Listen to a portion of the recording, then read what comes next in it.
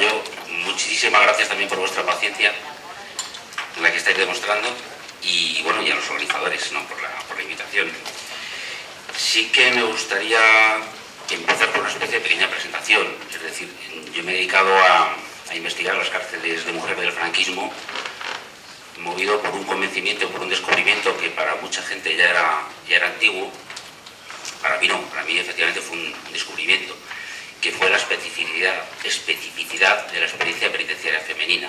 Es decir, cuando hablamos nos encontramos generalmente con los manuales al uso de historia de la prisión, pues siempre hay un capítulo dedicado a las prisiones de mujeres.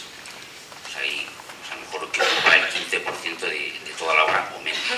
Suele ser casi siempre una nota a pie, una especie de peculiaridades dentro de un sistema previamente escrito. Mi descubrimiento, guión, convencimiento, es que esa experiencia penitenciaria femenina es completamente distinta de la masculina, o llamativamente distinta. Es decir, estamos hablando de dos modelos de vivir la cárcel, de vivir esa experiencia vivencial, y de dos modelos también incluso de tratamiento penitenciario, es decir, por parte de los carceleros o las carceleras. Tengo la suerte de que, aunque voy a toda prisa, pero me voy a apoyar un poquito en las intervenciones anteriores de mis compañeros, y entonces creo que ya está casi todo dicho. Simplemente voy a aportar una especie de modelo de orden. ¿Por qué es diferente a la experiencia penitenciaria femenina a la masculina? En primer lugar, por los hijos. Ya lo ha comentado antes Monse Armengou, el hecho de tener un niño consigo hasta la edad de los 3 años, que fue en el año 40 cuando se estableció mediante una orden ese límite. Tener a ese niño y en esas condiciones, sobre todo en el primer franquismo, de la guerra y el primer franquismo, constituye un plus de sufrimiento y una diferencia esencial. Por otro lado, por ejemplo, a la hora de destrozar una familia, lo que decía, por ejemplo, estoy recordando una mujer que recientemente ha fallecido, Trinidad Gallego. Ella hablaba de que fue detenida en el año 39, los fascistas deshacían familias enteras.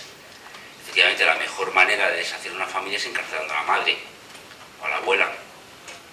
Es decir, antes que al padre. Es decir, la repercusión, el impacto sobre la unidad familiar es distinto.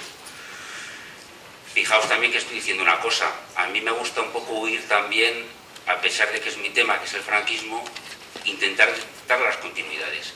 Si estamos hablando de esta diferenciación de la experiencia penitenciaria femenina por el tema de los hijos que están en la cárcel con sus madres, no estamos hablando solo de la cárcel franquista, estamos hablando de todas las cárceles que han existido. Estamos hablando de las cárceles de ahora, de las prisiones maternales, por ejemplo, como la de Alcalá de Guadaira en este momento.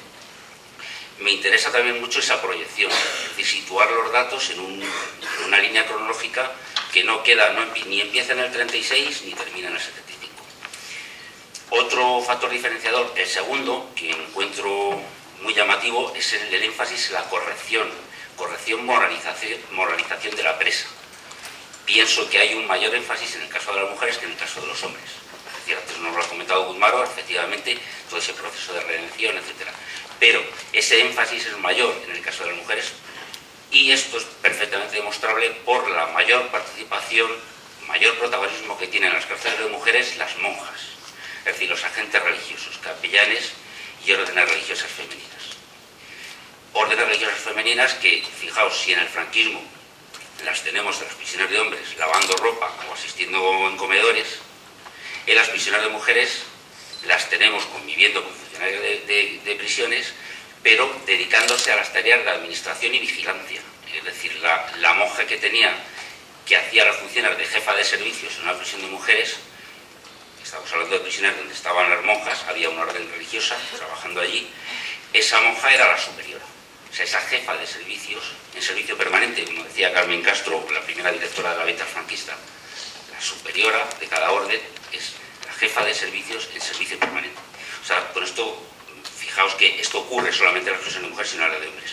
La tercera característica es el rigor del encierro. ¿Por qué hay un mayor rigor del encierro? ¿Por qué nos encontramos con que las prisiones de hombres hay, dentro de lo que es el montaje que también ha descrito Guzmaro del Patronato de Redención de Penas, de todo ese universo carcelario que moviliza trabajo, no solamente de presos dentro de las cárceles, sino trabajo forzado, colonias penitenciarias, salir al exterior a trabajar, etc. Fijaos que dentro de ese sistema, si vamos a las mujeres, ninguna mujer salió a trabajar nunca. O sea, ninguna mujer salía a trabajar nunca. Yo solamente he encontrado el dato de que en abril del 39, en la cárcel de Ventas, conforme se estaba llenando, abril y mayo, sí que hubo expediciones de presas que salían a trabajar a limpiar, o sea, brigadas de limpieza, a limpiar los edificios de la administración que habían sido recuperados por el bando sublevado. Pero eso fue excepcional, no estuvo nunca reglamentado. Las mujeres nunca salían a trabajar fuera. ¿Por qué? Yo entiendo porque el modelo de la prisión, ese especial rigor del encierro, era el hogar doméstico. Es decir, estamos hablando de un proceso de corrección, moralización y de imposición de un modelo de domesticidad.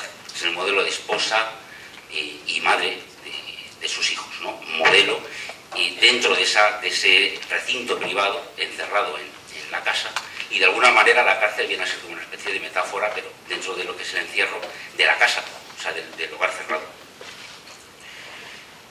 Antes Guzmaro lo ha comentado, las cifras, es importante, también se comentaba previamente, creo que es importante también saber el qué. Todavía no sabemos el qué, estamos investigando el cómo, pero todavía no sabemos realmente qué pasó. Guzmaro antes ha dado unas cifras muy interesantes, que hablan del crescendo tremendo de la población carcelaria masculina y femenina durante la guerra, con ese pico alcanzado en el año 40. Aquí solamente me voy a desgranar unos datos relativos a las mujeres. Cuando tenemos ese pico máximo en el año 40 de unos 300.000 presos y presas, de ellos 24.000 son mujeres. Mi investigación más o menos se ha abarcado el ámbito del 36 hasta el 45, que es, como bien decía también Guzmaro, el decreto de indulto de delitos de guerra, que todo el mundo sabe que fue bastante falso, porque en determinadas ocasiones esos delitos continuaron vigentes hacia mediados de los 60.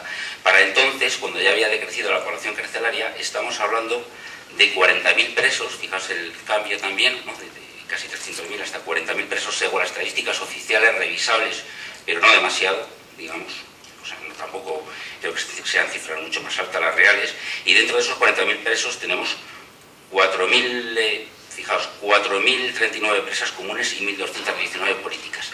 Y se había invertido esa situación de principio, del principio de la guerra, en la que según otro testimonio, el de Josefina Mayavilla, que recuerdo que ella, cuando yo le preguntaba qué presas había en Ventas en el año 39, ella fue detenida en abril, y ella me decía, toda la cárcel era de políticas, pero como todas las políticas, efectivamente habían sido encarceladas por motivos políticos, pero bien entendido que esos motivos podían ser tan diversos como haber militado en las Juventudes Socialistas Unificadas o en un partido, o haber trabajado en un hospital de sangre, o simplemente haber proferido insultos a la aviación franquista cuando los bombardeos en Madrid. O sea, bien entendido que esa era la enorme masa de políticas, pero fijémonos también en el tiempo. En el año 45 no